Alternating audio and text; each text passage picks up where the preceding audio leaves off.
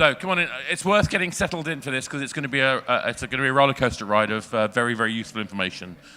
That's why I love doing hosting on this the Monetiser track each time. Is because I spend half my my working life consulting on games, and if I didn't come and do this track, I'd get left behind. So it's really useful for me. So over to you. All right. Thank you all for being here today. My name is Dan Laughlin. I've got a great group of panelists here, and we're going to try to keep this quick and snappy. So if you've been to one of our panels before, you know I don't let anyone introduce themselves because everyone just talks and talks and talks. So I'm going to introduce everybody, and then we're going to roll through some questions. Their answers will already be up on the screen, so we can dive right in. If you have a question, jump in. Let's keep this interactive. Should be fun. All right, first, a word from your sponsor, of course. So again, Dan Laughlin. I'm with HyprMX. We're based in New York City, and we are 100% focused on bringing mobile apps, the brands that they crave, to monetize.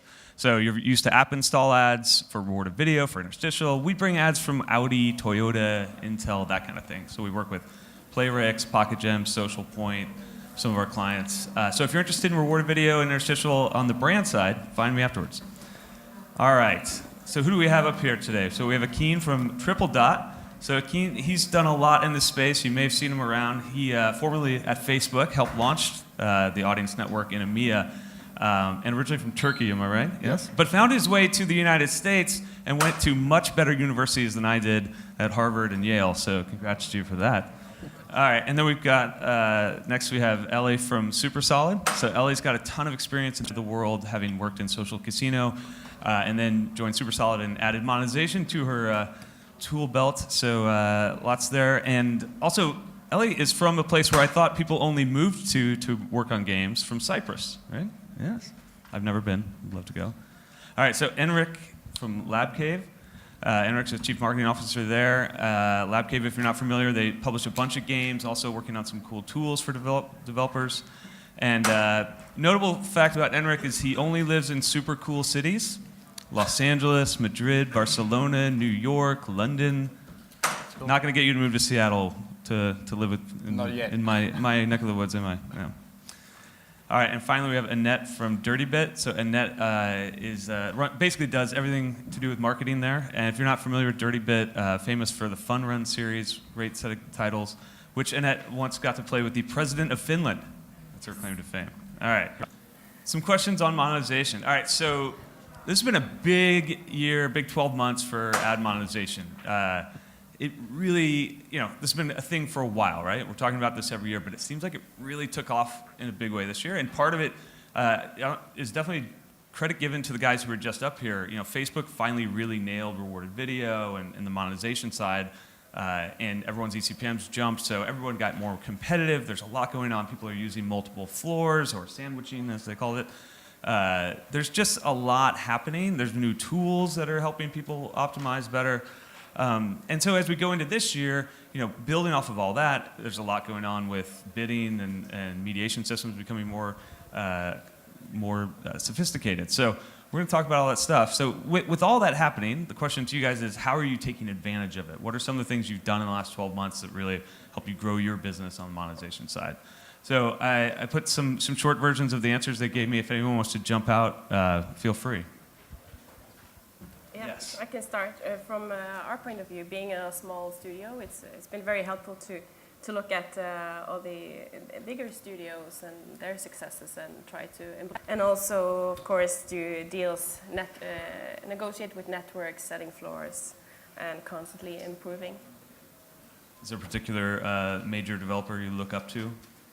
Oh, there is quite a few of them here. Yeah. So, yeah, that's good.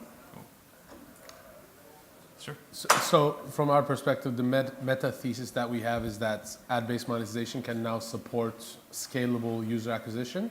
That is mainly due to a lot of kind of marketeers realizing the kind of power that they can achieve, the powerful marketing they can do on mobile. Used to be mainly performance marketing. We see that kind of more shifting towards like brand marketing as well. And there's still something missing. So like the sophistication that the developers kind of deploy on monetization, the third-party tools and services are just kind of catching up to, in our opinion. So like there are companies like, for instance, like, you know, we talk about Joomla being one of them, is like, we use them quite a lot. And, you know, Gram Games, just to proactively answer your question, Gram Games is a company that kind of we really learned quite a lot from in terms of like how they approach monetization. And I didn't mention this in your intro, but your studio, Tripledot, which you co-founded in the last couple of years, you know, your first games are in the solitaire market. I'm guessing you're working on some other stuff, but are you even able to do real user acquisition for the solitaire titles? Yes. That's the short answer. Yeah. In fact, the reason we chose those games is, you know, we're very metric driven, so we look at how much we can afford to spend in terms of CPI, and then how, you know, in terms of the lifetime value that title will generate. When you say solitaire, many people are surprised, but indeed, if, you know, we say the innovation happens under the hood, so using some of these techniques that we've learned in our previous roles, we are able to afford scalable UA. Got it.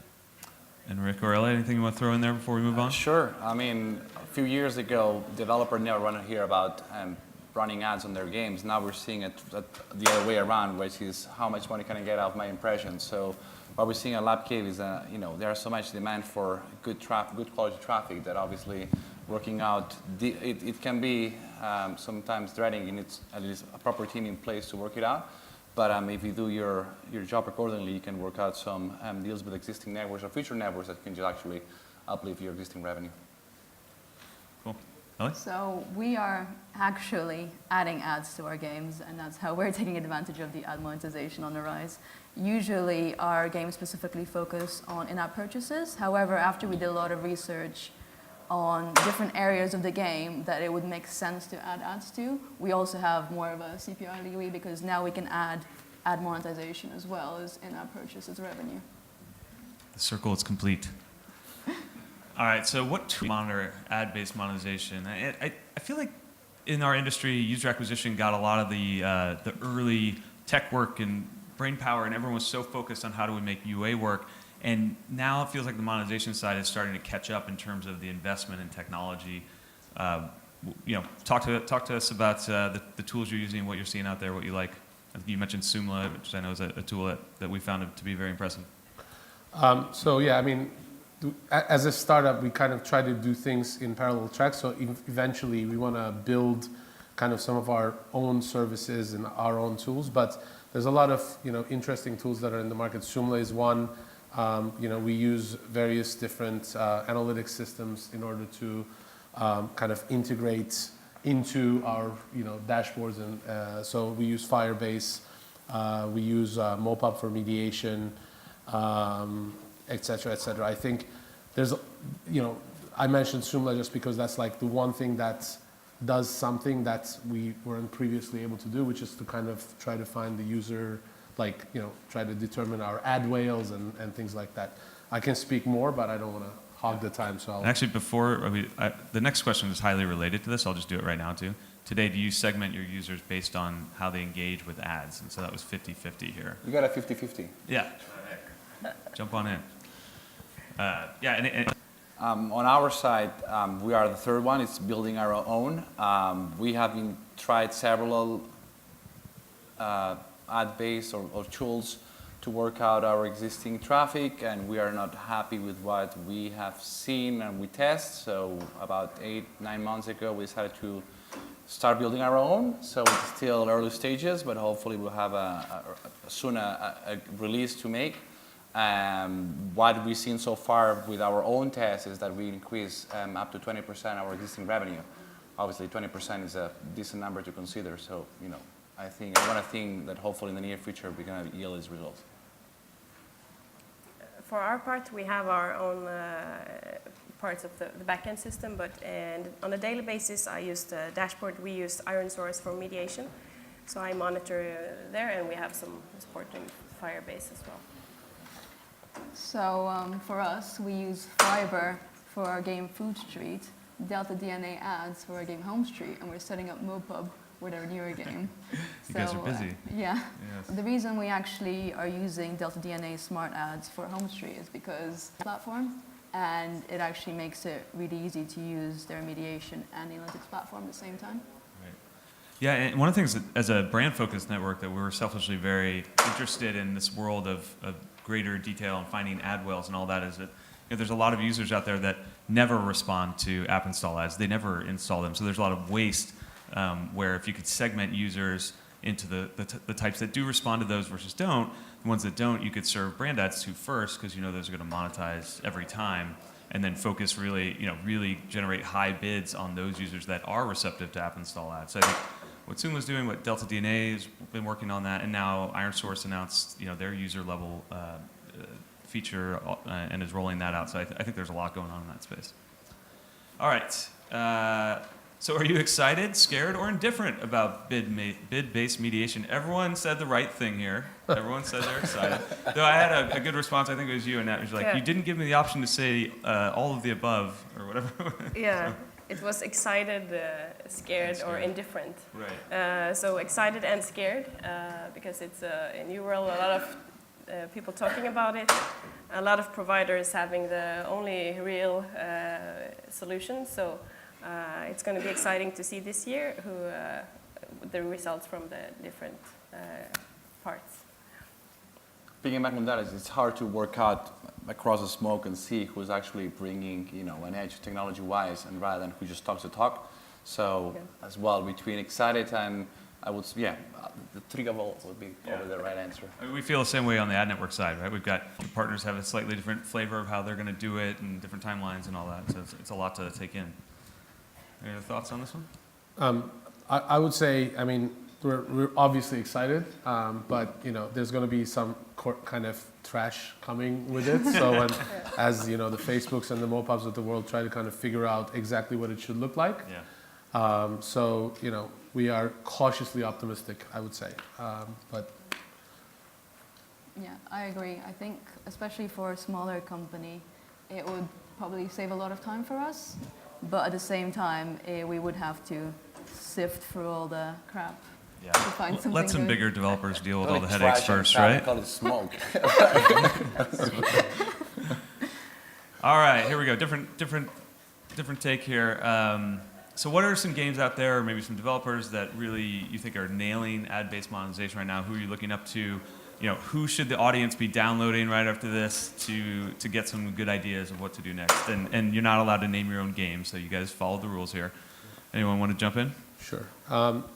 So from my perspective, whenever I want to see who's advertising, like I want to see the kind of demand side of things, what's going on, I download either the latest Voodoo or the Good Job games, and I look at kind of which ads I see. I think the real innovation happened when Voodoo tried to take a very methodical approach to ad-based monetization, and then obviously Lion Studios, Good Job Games, Quali, they're following fast. When we kind of think about the sophisticated ad-based monetization developers, we think of Voodoo and Good Job Games. Yeah, my response was Fastlane, Road to Revenge from SpaceApe.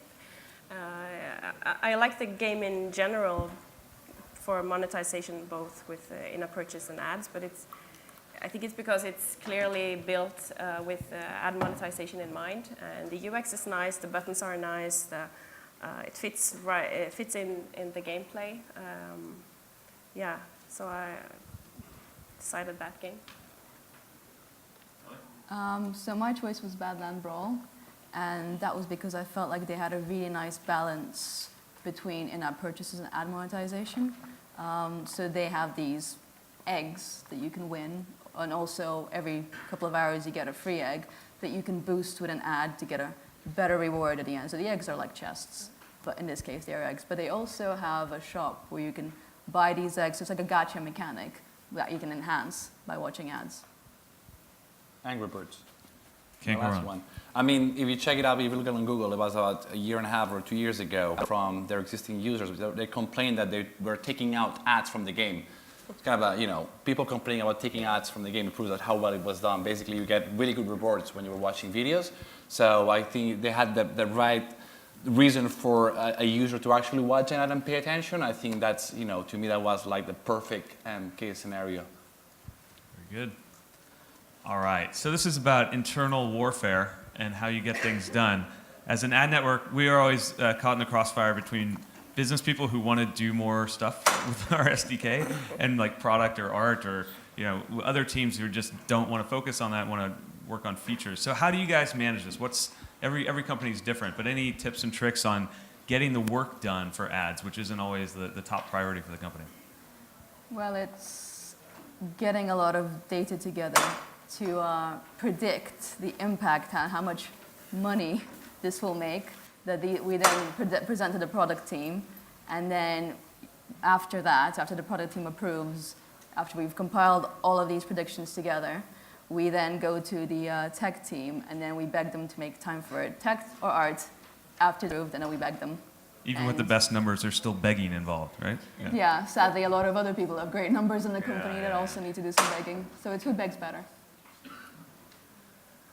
Having a project manager, I mean, I know that's my answer. I know it looks obvious, but to me, when I joined Labkey, it was like, that's why a project manager exists. So you have someone that prioritizes and tells you, no, we should be focusing on X or Y, and have an analysis and a rationale behind it. So everyone from different teams understands, this guy tells us which path we should be following, and obviously agree that the rest are going to be following what the project manager says. Yeah, I can definitely, I won't name any names, but for all the companies that I've had the pleasure to work with over a few jobs in this space, the ones that have someone who's at least partially dedicated to monetization that can work with all the studio teams, those are the ones that have successful integrations that are consistent and where the tech works because everyone is following the same playbook. If the studio manager has complete control and they're all different, then it's very haphazard. All right, any other thoughts on that? Yeah. I guess if you're a co-founder, you just get to decide whatever, right? No, no, it doesn't work like that at all. Looking at the other answers, and it's actually funny because like those definitely wouldn't work in our studio, for example, because we are very much like, the apt analogy of a startup is like you jump off a cliff and you try to build an airplane on the way down. Right. So that's kind of what we are like a little bit. So, we just kind of make a decision as to how the prioritization should work. It doesn't have to be me or like any of my co-founders. It's just someone who has the ownership, and then we just, even if we disagree, we kind of commit to that. So I think the trick is to really figure out which one, what kind of,